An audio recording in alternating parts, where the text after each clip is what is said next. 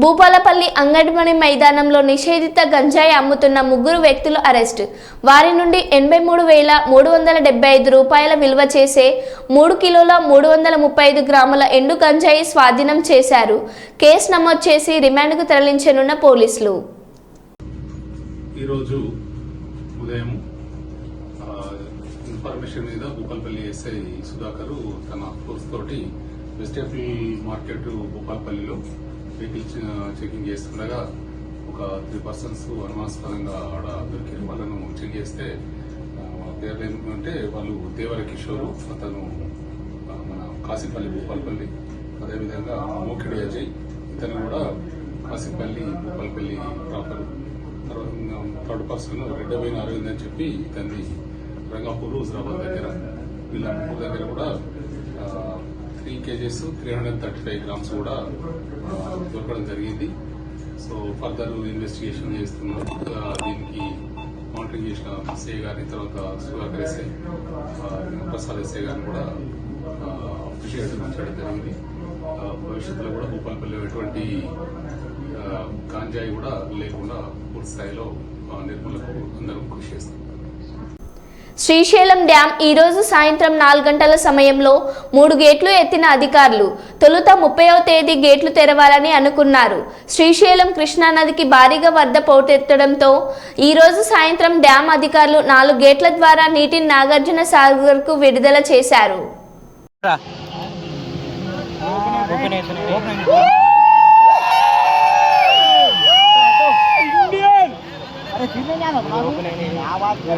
నీళ్ళు వచ్చినట్టే రావట్లేదు.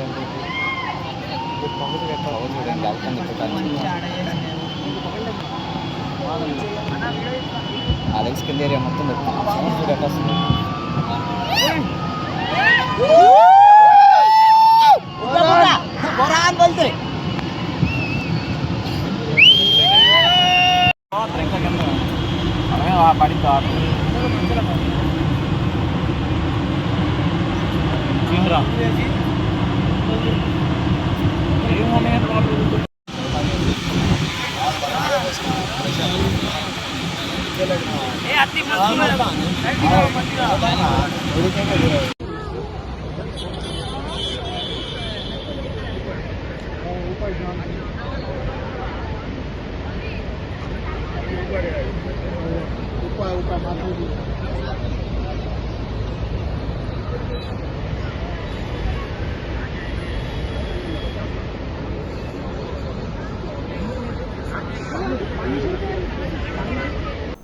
మహారాష్ట్ర అడవుల్లో అమెరికన్ను బంధించిన భర్త.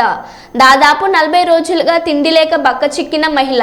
ముంబైకి 540 కిలోమీటర్ల దూరంలో ఉన్న సింధుదుర్గ్ జిల్లాలోని అటవీ ప్రాంతంలో అమెరికన్ మహిళ లలిత కాయని చెట్టుకు కట్టేసి ఉండగా గుర్తించిన గొర్రెల కాపరి ఆమె నుంచి తమిళనాడు చిరునామాతో ఉన్న ఆధార్ కార్డ్, అమెరికన్ పాస్పోర్ట్ని స్వాధీనం చేసుకొని బాధితురాల్ని ఆసుపత్రికి తరలించిన పోలీసులు. Drinking water.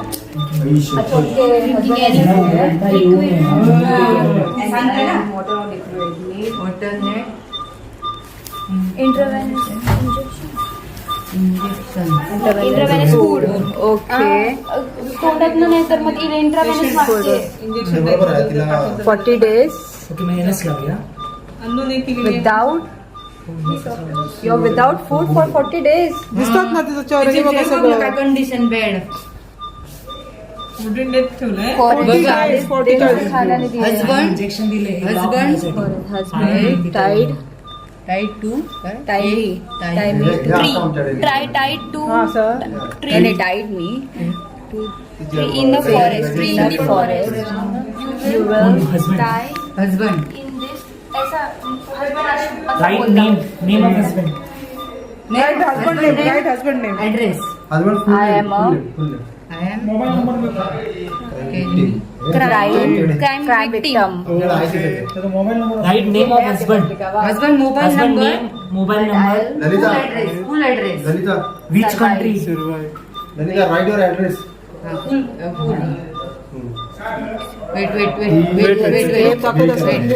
वेट चाळीस रुपयाची म्हणजे शोभ भरणार. Female है. यस नवरा साऊथ इंडियन इंजेक्शन दिलेलं आहे लॉक होण्यासाठी. ए वळा ते काढ ग बीपी काढ आता घेतलं ना लिहून हो बीपी काढ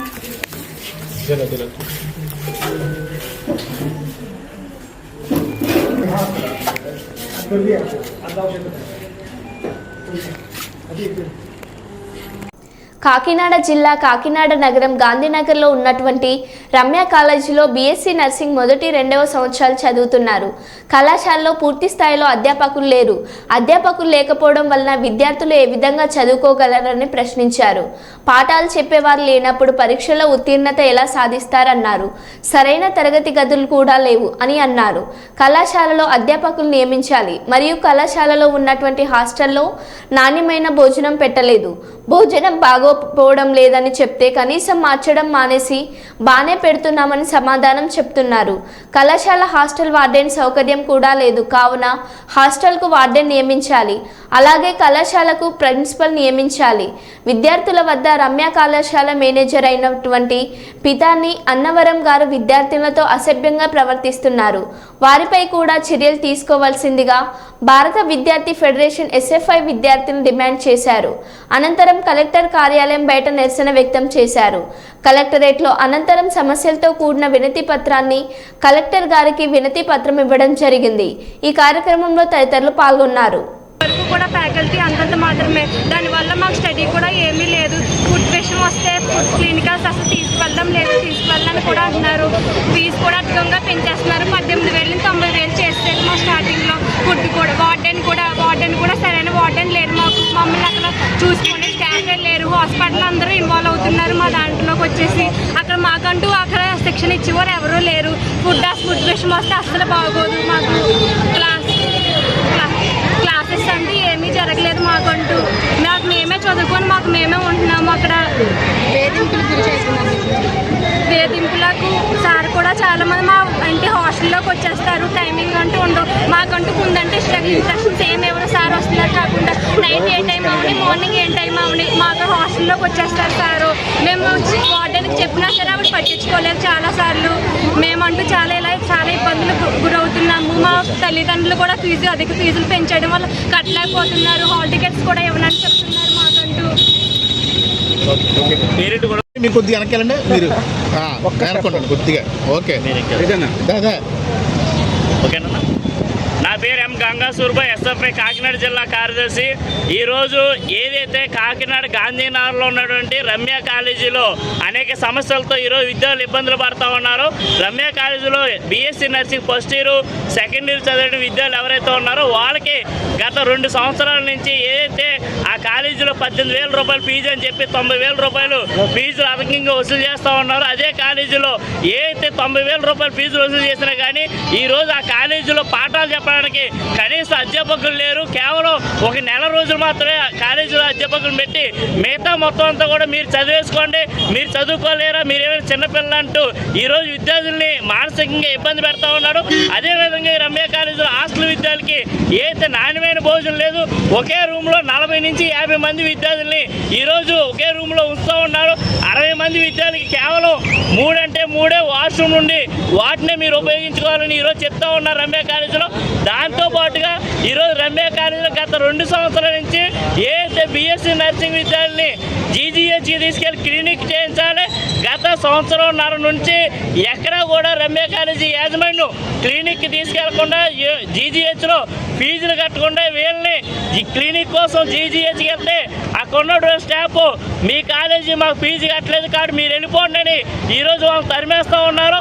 దాంతోపాటుగా ఈరోజు కాలేజీలో ఉన్నటువంటి విద్యార్థులతోటి ఏదైతే రమ్య కాలేజీ ఎండీగా ఉన్నటువంటి పీతాని అన్నవరం గారు అమ్మాయిలతో అసభ్యంగా ప్రవర్తిస్తూ ఉన్నారు. హాల్ టికెట్లు ఇమ్మని అడిగితే నేను మీకు హాల్ టికెట్లు ఇస్తే నాకేంటి, మీరు ఫీజు కట్టకపోతే నేను హాల్ టికెట్లు ఎలా ఇవ్వగలను, ఒకవేళ హాల్ టికెట్లు ఇస్తే నాకేంటి అన్నట్టుగా ఈరోజు ఏకవచనంతో మాట్లాడుతూ ఉన్నాడు. అమ్మాయిలు ఒంటరిగా ఉండేటువంటి హాస్టల్లో ఉండేటువంటి దానికి వెళ్ళి తలుపులు తీసి మీరేం చేస్తున్నారు, మీరు ఎక్కడ ఎందుకు ఉన్నారని ఈరోజు అడుగుతూ ఉన్నాడు. అంటే హాస్టల్లోకి రమ్య కాలేజీ ఎండి ఎందుకు వెళ్ళాలి? అమ్మాయిలకి రక్షణ లేదు ఈ కాలేజీలో. కాబట్టి వెంటనే రమ్య కాలేజ్ ఎండి క్రిమినల్ చర్యలు తీసుకోవాలి. ఈ హాస్టల్ విద్యార్థులందరికీ సౌకర్యం కల్పించాలి. లేకపోతే కలెక్టర్ గారు స్పందించి ఈ కాలేజీలో చదువుకునే విద్యార్థులందరికీ గవర్నమెంట్ కాలేజీలో కానీ లేకపోతే వేరే కాలేజీలో కానీ సీట్లు ఎలా చేయాలని మేము ఎస్ఎఫ్ఐగా అడుగుతాము. స్టూడెంట్ హైదరాబాద్ అంటే గుర్తొచ్చే మొదటి పేరు చార్మినార్. ఆ కట్టడానికే కాదు, దానిపై ఉండే గడియారానికి చరిత్ర ఉంది. ఆ చరిత్రకు ఇప్పుడు గాయమైంది. ప్రస్తుతం జరుగుతున్న మరమ్మతుల సమయంలో ఓ ఇనుపరాడ్ తగలడంతో గడియారం పాక్షికంగా ధ్వంసమైంది. 1591లో నిర్మితమైన చార్మినార్కు 1889లో 4 వైపుల గడియారాలని అమర్చారు. చారిత్రాత్మక ప్రాధాన్యం కలిగిన ఆ గడియారం ధ్వంసం కావడంపై స్థానికుల నుంచి ఆందోళన వ్యక్తమవుతుంది.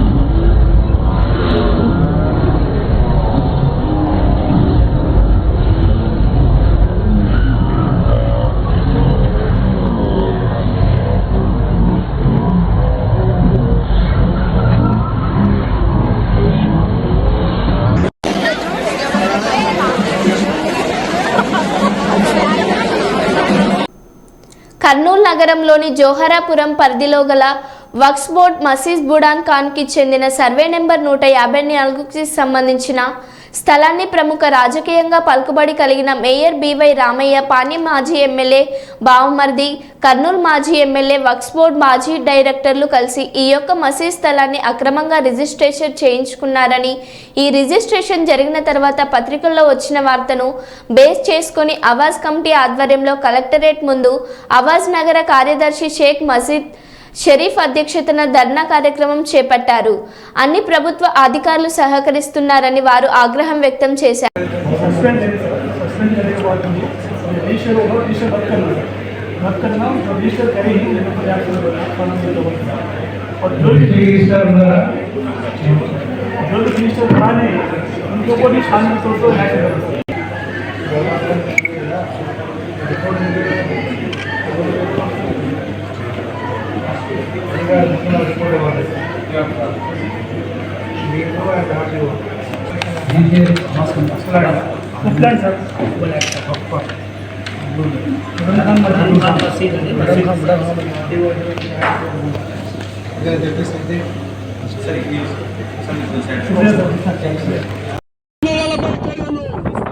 తీసుకోవాలి. భూములు ఆక్రమణ చేసిన వాళ్ళపై చర్యలు రద్దు చేయాలి. 154 సర్వే నెంబర్ల రిజిస్ట్రేషన్లను వెంటనే రద్దు చేయాలి. భూముల రిజిస్ట్రేషన్లను వెంటనే రద్దు చేయాలి. భూముల రిజిస్ట్రేషన్ వెంటనే స్వాధీనపరచుకోవాలి.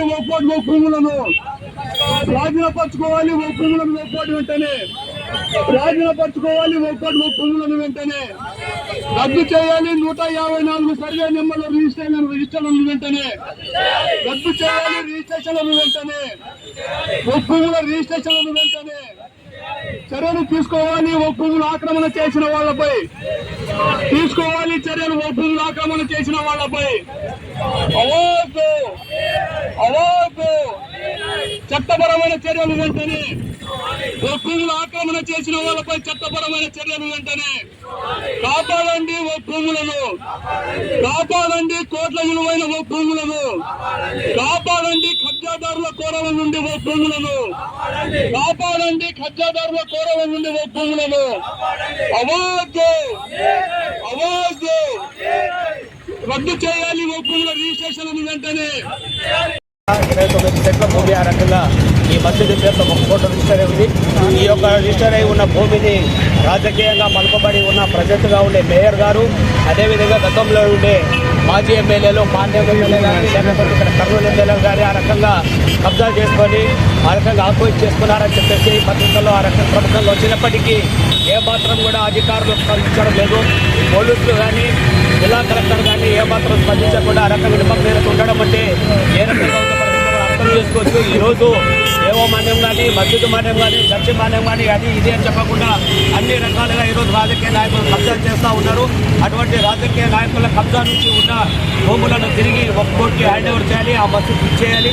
అదేవిధంగా ఎవరైతే ఈ రిజిస్ట్రేషన్ చేశారో సస్పెండ్ చేశారు, ప్రవీణ్ కుమార్ అని చెప్పేసి సస్పెండ్ చేశారు. సస్పెన్షన్ చేస్తే సరిపోదు, వాళ్ళపైన క్రిమినల్ చర్యలు తీసుకోవాలి.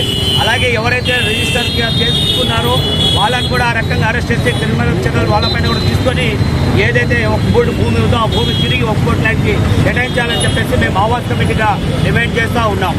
నా పేరు Sheikh Mohammed Sharif, Awas committee city secretary. జార్ఖండ్లో రైలు ప్రమాదం. చక్రధర్పూర్లో పట్టాలు తప్పిన గూడ్స్ రైల్, మరో ట్రాక్ పైకి ఒరిగిన గూడ్స్ రైల్ బోగీలు. అదే లైన్లో వచ్చిన బోగీలను ఢీకొన్న హౌరా ముంబై రైలు ప్రమాదంలో పట్టాలు తప్పిన 18 బోగీలు, 7గురికి గాయాలు, ఆసుపత్రికి తరలింపు. హెల్ప్ లైన్ నెంబర్లు ఏర్పాట్లు చేశారు. मुंबई मेल जो हावड़ा की ओर जा रही थी, वो बड़ा बाम्बो और राजखरसवा के बीच दुर्घटनाग्रस्त हुई है, जिसका सीधा प्रसारण आप देख रहे हैं ब्रेकिंग न्यूज चक्रधरपुर में। और घटना स्थल में रेल और स्थानीय प्रशासन की ओर से पूरा कार्य चल रहा है, जिसका सीधा प्रसारण आप देख रहे हैं।